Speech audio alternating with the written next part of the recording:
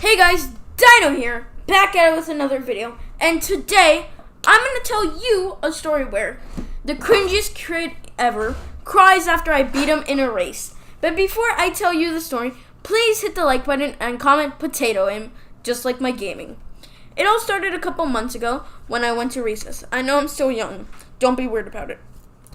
You kind of have to know the layout of the recess yard to know how the story went down. So it's pretty much like a square. Pretty basic, I know. But in the corner there is a wall ball court, or a court where people play wall ball.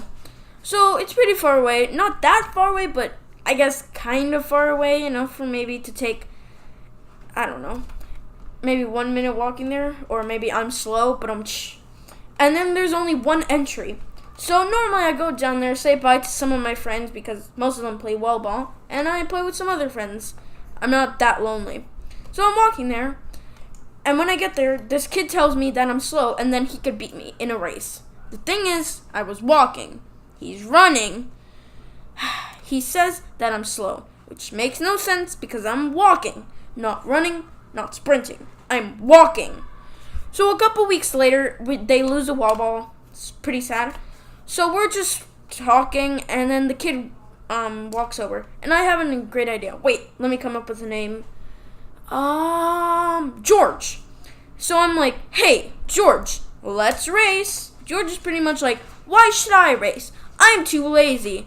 I don't want to do this. And I tell him, but didn't you said you're faster than me? Oh my God. He's like, it takes a couple moments to click in his head, but he's like, oh wait, I did tell this kid a couple weeks ago that I'm faster than him. It's probably true. I'm going to race him.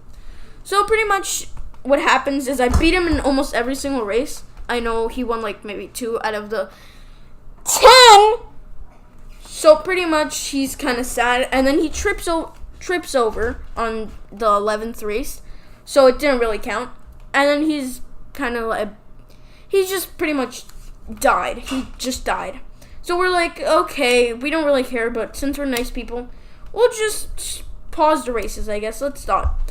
In class, I don't know why, but it's kind of different schedule. Instead of more classes, we're reading instead after lunch. So then, pretty much, in the middle of reading, the teacher calls my name and said, let's make a name for the teacher. Samantha. No, not a good name. Okay, I can't. Why am I so bad with names? Let's call Emily. Let's go Emily. So, Miss Emily tells me to come outside, and look who's outside. Look no further. It's George, crying like a baby, with a scraped knee. So the teacher tells me I pushed him. I pushed him in the recess yard. I call, bullshit, you know? I didn't really say that at the time, but I thought it. So, he continues saying that I pushed him, and pretty much all that, and that I made him have a scraped knee and no one cared. 3 problems here. 1, never pushed him. 2, we didn't know he had a scraped knee, and and he did not cry. If he did cry, we would have actually cared. Well, more than nothing. But pretty much, it's been probably 5-7 minutes. So if he was crying, right there, it would have been 5-7 minutes or so. Or he just had a really late, delayed reaction and didn't cry. But I don't know, you know? I'm not an expert. So he says that he fell and that he saw me run next to him. Meaning, you know, he's running, he falls, then I'm next to him. We're kind of neck and neck, I guess. I don't know why. I guess I wasn't really trying that hard. So pretty much, he's walked. So we're next to each other. He falls, and then I just keep on going, you know? Meaning, he probably thought I pushed him, I guess. Even though he probably would have felt some hands on his back or maybe something. But no. So, we kind of debate the whole thing. Pretty much just saying, this happened, no, this happened. And he has a great idea. He had an amazing idea. He says, let's call in someone who was there. Thing is, they would be on my side because, first, he's lying. Okay, remember, he's lying. Remember that, he's lying! So pretty much that. happens, and then we're about to call someone. Let's come up with a name for him, Samuel. But he knows Samuel's going to be on my side, so he says, Samuel is unreliable. He's irrelevant. So he calls someone else. Let me think of a name. Diego. So when Diego comes outside, he already knows what's about to happen. And funny thing here is that because Diego was there and he knows George is BSing, he's on my side. So George shows the whole story and Diego corrects him. I'm sorry, I tell the whole story. No, well, yeah.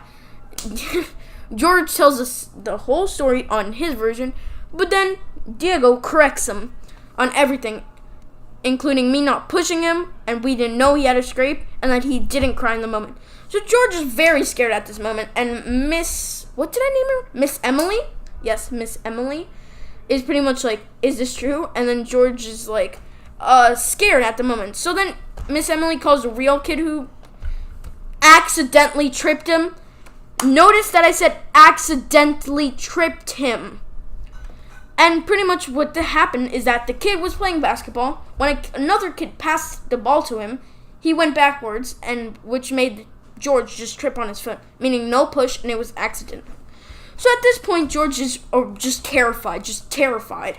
And he's going to have detention because he lied to try to get me in trouble.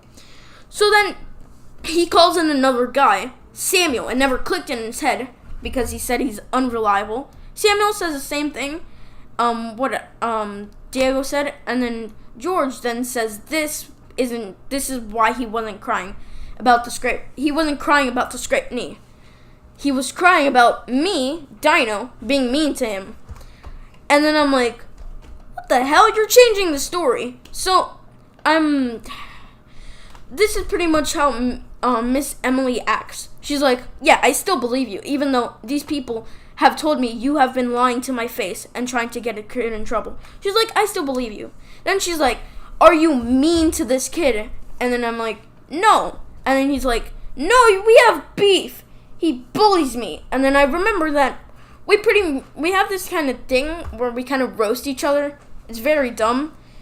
And the thing is, if he says if I'm bullying him, then that also means he's bullying me. So Miss what did I name her? Miss Emily is like, is this true? And I'm like, yes, but that's not the reason he's crying. He's also bullying. I guess if he says that's bullying, then I'm like, that's also, he's bullying me. So then he's crying for a different reason, and I told her what he said in the beginning, and she's like, oh yes. And then at this moment, George turns from confident, I don't know, to terrified again. And everyone's like, yeah, that's not the reason, and you're changing your story and then pretty much that's what happened. For some odd reason, he never got detention. Well, I guess it's during talking to, but that's just that. So he never got in trouble. He only got a stern talking to. And in my school, you have this strike thing where 3 strikes equals a major, and then 3 majors equals detention or a send-out, which is automatic detention. It's weird that he never got a major, detention, or a send-out, or a minor deduction. And she didn't even talk. The only thing that pretty much happened was that he talked to him about not lying, and she talked to me about bullyment, which is pretty dumb since, he was lying. And, well, yeah, that's the story. Thanks for watching. Please remember to subscribe and press the like button and comment potato aim. I need to feed my children, please.